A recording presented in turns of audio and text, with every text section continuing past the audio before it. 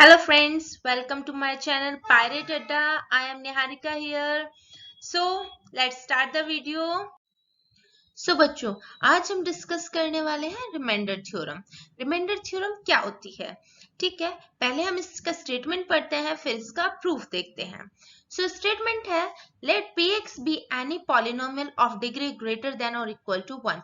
px कोई भी polynomial है जिसकी डिग्री ग्रेटर देन और इक्वल टू 1 है, या तो 1 होगी या 1 से बड़ी होगी। And let a be any real number, और a कोई भी रियल नंबर है। If px is divided by the linear polynomial x minus a, then the remainder is pa. So इन्होंने बोला है कि अगर px को हम x minus a से डिवाइड करते हैं तो इसका रिमाइंडर जो होगा वो रिमाइंडर होगा pa। ठीक है, इसका प्रूफ देखते हैं। ओके, प्रूफ करते हैं। Let px be any polynomial with degree greater than or equals to 1. Suppose that px is divided by x minus a. The quotient is qx and the remainder is rx. That is px is equals to x minus a qx plus rx. तो ये किस फॉर्मूले के according हमने put किया? इसके। ये पता है आपको formula, dividend is equals to divisor into quotient plus remainder. ठीक है, बहुत छोटी क्लासेस में पढ़ा दिया जाता है ये वाला फॉर्मूला। तो since the degree of x minus a is 1, x minus a की डिग्री कितनी होगी? 1। ठीक है, निकाल सकते हो x minus a, highest power कितनी है? 1 है, तो 1 डिग्री हो गया। And the degree of rx is less than the degree of x minus a और degree of rx is equals to 0। So इन्होंने क्या बोला है कि जो डिग्री होगी, रिमाइंडर की डिग्री जो होगी वो x माइनस ए की डिग्री से कम होगी, दैट इज 1 से कम होगी, लेस देन 1 होगी। ठीक है, अब आप ये नॉर्मल सी बात है कि रिमाइंडर की डिग्री डिविजर से बड़ी तो हो नहीं सकती, ना उसके बराबर हो सकती। अगर वो उसके बराबर या बड़ी होगी तो एक बार और डिवाइड हो सकता है ना। ठीक है, तो रिमाइंडर की डिग्री हमेशा डिविजर से छोटी होगी। और आप नॉर्मली जब छोटी क्लासेस में डिवीजन करते थे तो रिमाइंडर बचता था वो हमेशा डिविजर से छोटा होता था। ठीक है ना, वही चीज यहाँ पर भी है। तो हमने rx को, हमारा जब उसकी डिग्री 0 हो जाएगी, 1 से छोटी डिग्री तो 0 होती है, जब डिग्री 0 हो जाएगी तो कौन सा पॉलिनोमियल हो जाएगा? Constant polynomial. सो rx क्या हो जाएगा? कांस्टेंट। तो हमने इसको r लेट कर लिया है। अभी हम इक्वेशन नंबर फर्स्ट में पुट कर देंगे। ठीक है, हमें ये मिल गया। अब हम यहाँ पे पुट करेंगे in particular if x is equals to a, this equation give अस।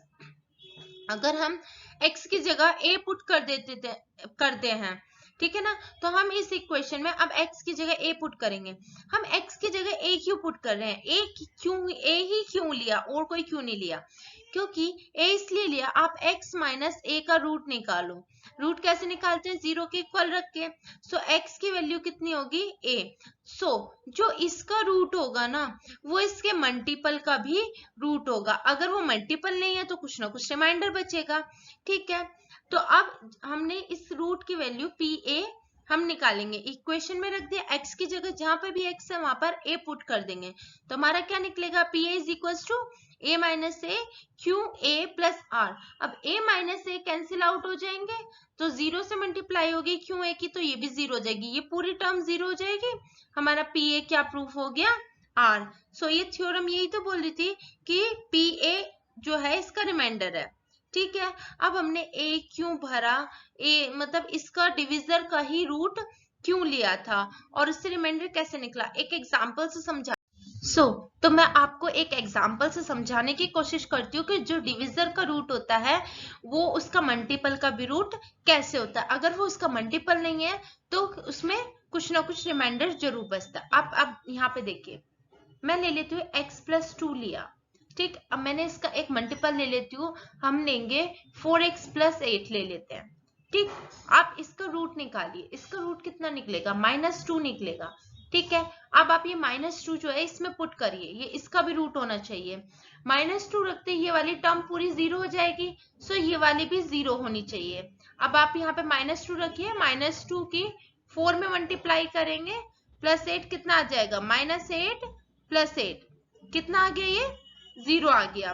ठीक है, तो ये इसका परफेक्ट मल्टीपल है, क्योंकि जो इसका रूट था वो इसका भी रूट होगा।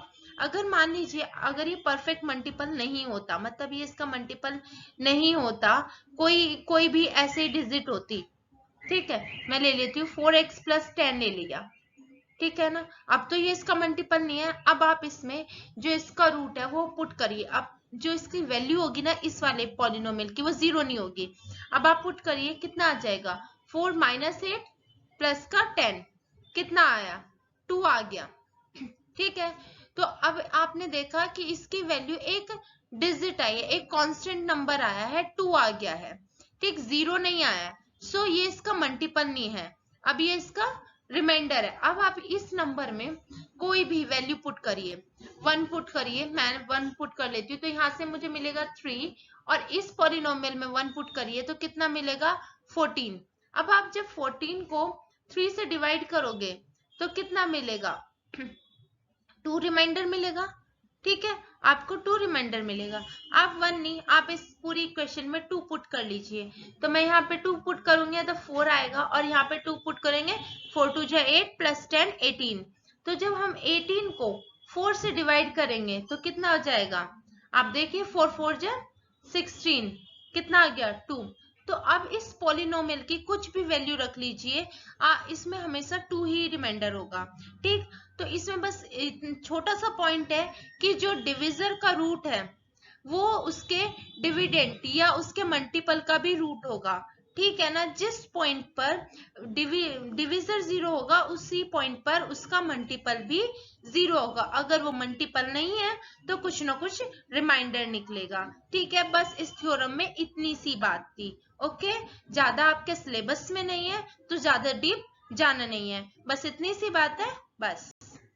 So the question is, find the remainder when x की power 4x³ - 2x² + x + 1 is divided by x - 1। So हमें रिमाइंडर निकालना है बाय रिमाइंडर थ्योरम। तो उसने क्या बोला था, ये जो है ये हमारा डिविजर है, ठीक है। अब हम इसका रूट निकालेंगे। इसका रूट कैसे निकलेगा, x - 1 को 0 के इक्वल रखो तो क्या मिलेगा, x की वैल्यू 1 मिलेगी, ठीक। अब हम ये 1 इसमें पुट कर देंगे, px में p1 निकालेंगे, ठीक है। इस पूरी इक्वेशन में आप 1 पुट कर दो तो कितना आ जाएगा, 1 + 1, 1 की पावर कितनी भी कर लो 1 ही आएगा, ठीक है। -2 + 1 + 1, ठीक, कितना आ गया, ये कितना हो जाएगा, 2 - 2 + 2, कितना आ गया, 2। तो इसका जो रिमाइंडर होगा वो 2 होगा, ठीक है। Next question, check whether the polynomial qt is equals to 4t³ + 4t² - t - 1 is a multiple of 2t + 1, ठीक है। अब ये कह रहा है कि ये वाला पॉलिनोमियल है ये इसका मल्टीपल है, इसका मल्टीपल है तो जो इसका रूट होगा वही इसका भी रूट होना चाहिए। जिस पॉइंट पर ये 0 होगा उस पॉइंट पर ये भी 0 होगा। सो सिंपल इसका आप रूट निकालिए। इसका रूट कैसे निकलेगा, 2t + 1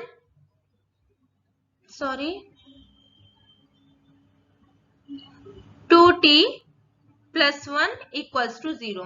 सो यहां से t की वैल्यू क्या निकलेगी, t की वैल्यू निकलेगी -1/2। अब आप -1/2 इसमें पुट करिए। सो 4 into -1/2 का क्यूब कितना होगा, -1/8, ठीक। -1/2 का होल स्क्वायर कितना होगा, 1/4 प्लस 1/2, क्योंकि माइनस का साइन था, माइनस माइनस प्लस 1/2 -1।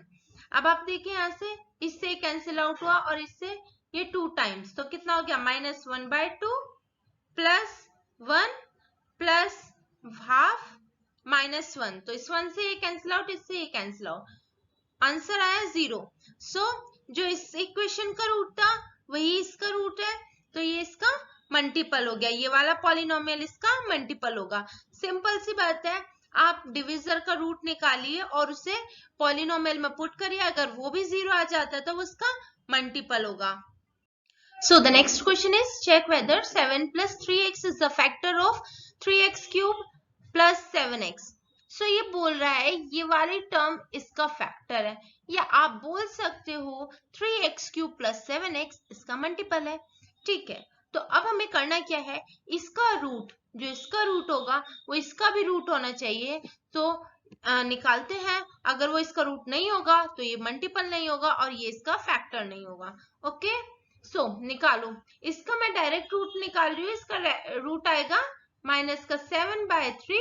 आप सॉल्व करके निकालना। सो इसमें पुट करिए -7/3, तो कितना आ जाएगा, -7/3 का क्यूब होगा -343/27। Okay, plus 7 into -7/3। ठीक, सो यहाँ पे आ जाएगा 9 टाइम्स कैंसिल आउट हो जाएगा, माइनस का 343/9 -49/3। ओके, सो इसे डिवाइड करके आएगा 38.12 माइनस का, और इसको डिवाइड करके आएगा 16.33।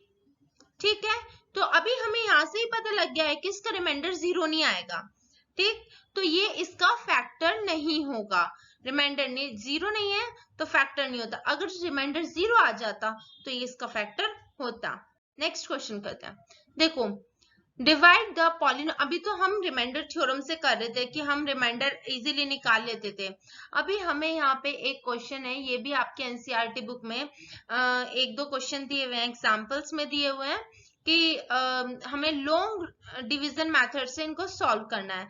तो ये सिंपल वैसे ही है जिससे आप long division method earlier classes में करते थे, बस थोड़ा सा ही डिफरेंस है, बस थोड़ा सा दिमाग लगाना पड़ेगा।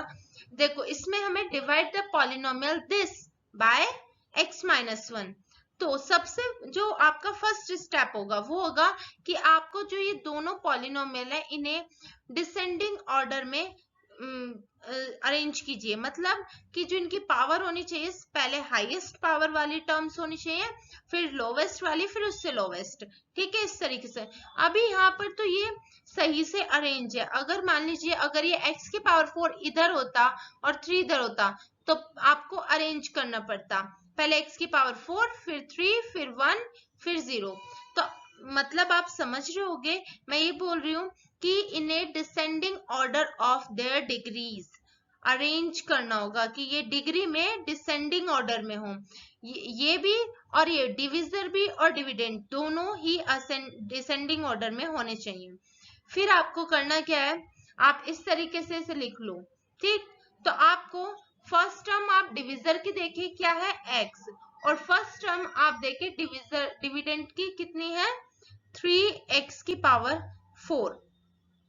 अब आप ये देखिए x में कितना मल्टीप्लाई करें कि 3x की पावर 4 आ जाए।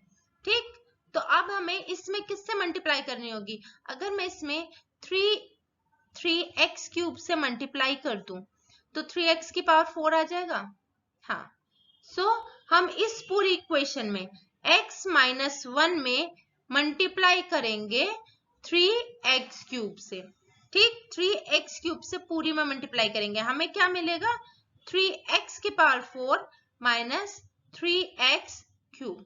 ठीक है, अब आप इसे फर्स्ट टर्म के नीचे, फर्स्ट 2 टर्म के नीचे हमने ये इस तरीके से लिख लिया है। अब इनके हमें क्या करना होता है, साइन चेंज करने होते हैं। ये पॉजिटिव है इसको निगेटिव करो, और ये निगेटिव है तो इसको पॉजिटिव किया। ठीक, इससे ये वाली टर्म कट जाएगी। अब इन दोनों को सेपरेट करो, कितना आ जाएगा, -x³। अब जो बची हुई टर्म्स हैं ये वाली दो, इसे आप यहाँ पर कॉपी कर लीजिए। ठीक है, हमने यहाँ पर लिख ली। अब दोबारा से सेम वही प्रोसेस कीजिए जो हमने फर्स्ट टर्म के साथ किया था। ठीक, तो अब हमें करना क्या है, अब आप हमारे यहाँ फर्स्ट टर्म है -x³, और इसकी फर्स्ट टर्म है, जो डिविजर है उसकी फर्स्ट टर्म है x। तो अभी हम x में क्या मल्टीप्लाई करें कि -x³ आ जाए, हम इसमें मल्टीप्लाई करेंगे माइनस का x² से। -x² से मल्टीप्लाई करने पे हमें -x³ मिल जाएगा। सो आप पूरी इस जो पूरा डिविजर है x-1 को कंप्लीट को मल्टीप्लाई करो -x² से, तो कितना मिलेगा आपको, -x³ प्लस एक्स स्क्वायर। ठीक, आप यहाँ पे लिख लीजिए। ठीक है, फिर आपको करना है क्या है, जैसे हमने फर्स्ट में किया था, इनके साइन चेंज कीजिए। ये एक्स क्यूब माइनस का, इसको प्लस बना दीजिए, और यहाँ पे एक्स स्क्वायर प्लस का है तो इसे minus. First term cancel out हो गई। अब यहाँ पे एक्स स्क्वायर किसी चीज में सब्ट्रैक्ट नहीं होगा, क्योंकि यहाँ पे एक्स स्क्वायर वाली टर्म ही नहीं है, तो हम यहाँ एज इट इज लिख लेंगे एक्स माइनस एक्स स्क्वायर, और ये वाली टर्म भी कंप्लीटली सेम टू सेम ऐसी ही कॉपी कर लेंगे। हमें फिर से सेम प्रोसेस करना है जो हमने फर्स्ट और सेकंड टर्म के साथ किया था, वही प्रोसेस करना है। क्या करना है आपको, अब इसकी जो टर्म है माइनस एक्स स्क्वायर है। ठीक, अब इसकी जो फर्स्ट टर्म है एक्स है। अब आप x में ऐसा क्या मल्टीप्लाई करोगे कि माइनस एक्स स्क्वायर आ जाए, आप इसमें माइनस एक्स से मल्टीप्लाई करोगे। ठीक है, तो आप माइनस एक्स से पूरी टर्म में, आपको पूरा कंप्लीट नहीं देखना, आपको सिर्फ फर्स्ट टर्म देख के चलनी है। ठीक है, अगर आप पूरी टर्म को देखोगे तो आपका गलत हो जाएगा, सिर्फ फर्स्ट टर्म देखो, दोनों की, डिविडेंड की भी और डिविजर की भी। सो हम x माइनस 1 में कंप्लीट में माइनस एक्स से मल्टीप्लाई करेंगे, तो क्या जाएगा, minus x square plus x. अब हमने ये यहाँ पर लिख लिया। ठीक, माइनस साइन चेंज करो, माइनस में तो प्लस करा और प्लस में तो माइनस करा, फर्स्ट टर्म कैंसिल आउट हुई। अब माइनस का 3x plus x minus x कितना हो जाएगा, माइनस 4x, और ये जो माइनस का 1 है ये एज इट इज ऐसे कॉपी कर लो। ठीक, अब सेम वही प्रोसेस जो हमने फर्स्ट और थर्ड के साथ किया है, फर्स्ट सेकंड थर्ड के साथ किया है। अब हमारा है माइनस 4x, यहाँ पे फर्स्ट टर्म है माइनस 4x, और यहाँ इसकी फर्स्ट टर्म है x। अब हमें x में क्या मल्टीप्लाई करें कि माइनस 4x आ जाए। अगर मैं इसकी माइनस 4 से मल्टीप्लाई करूं तो माइनस 4x आ जाएगा। ठीक है, तो x माइनस 1 की मल्टीप्लाई करते हैं माइनस 4 से। ठीक, तो कितना आ जाएगा, माइनस 4x प्लस का 4। हमने ये वाली टर्म पूरी एज इट इज यहाँ पे रख दी। अब ये माइनस का 4 था, 4x था, तो इसे प्लस बना दिया, और यहाँ माइनस प्लस का 4 था, इसे माइनस कर दिया। सो हमारी फर्स्ट टर्म कैंसिल आउट हो जाएगी, माइनस 1 माइनस 4 माइनस 5।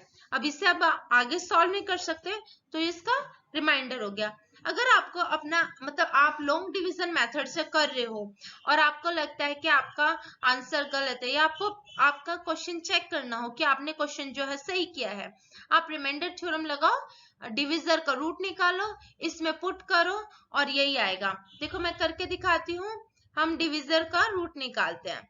अब नॉर्मली यहाँ पे कितना आएगा, रूट 1 आएगा। ठीक है, इसका रूट कितना होगा, 1 होगा। ठीक, पॉजिटिव 1। तो अब हम इसमें 1 पुट कर देते हैं, तो कितना आ जाएगा, 3 माइनस 4 माइनस 3 माइनस 1।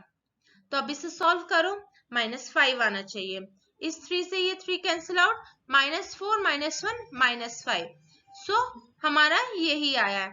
चाहे आप लॉन्ग डिवीजन मेथड से करो, चाहे रिमाइंडर थ्योरम से करो, आंसर दोनों से ही सेम आएगा। बस आपको क्वेश्चन करना है जो क्वेश्चन में गिवन है कि कौन से मेथड से आपको करना है, सो आपको वही मेथड करना होगा। अगर आपको ये वाला थोड़ा सा कभी कभी ऐसा होता है कि देखने में बहुत आसान लगता है, लेकिन कुछ क्वेश्चंस हैं एनसीईआरटी में ऐसे जो थोड़े से डिफिकल्ट से हैं, वो करके देखिए। आपको सिर्फ जो देखना है वो फर्स्ट टर्म है, बस फर्स्ट टर्म नोटिस करते जाइए, उसे सेम बनाते जाइए, आपका पूरा क्वेश्चन सही से होगा। सबसे मेन चीज जो है, बच्चे इसमें साइन की गलती करते हैं, माइनस प्लस में गलती होती है, तो आप माइनस प्लस का बहुत अच्छे से ध्यान रखना, आपका क्वेश्चन गलत नहीं होगा। अगर आपको ये समझ नहीं आया है या थोड़ा कम कम समझ आया, आप वीडियो को रिवाइंड कीजिए, दोबारा से देखिए, इसको आपको समझ आ जाएगा। ठीक है बच्चों, तो मिलते हैं नेक्स्ट वीडियो में। आज के लिए बस इतना ही। ओके बाय बच्चों।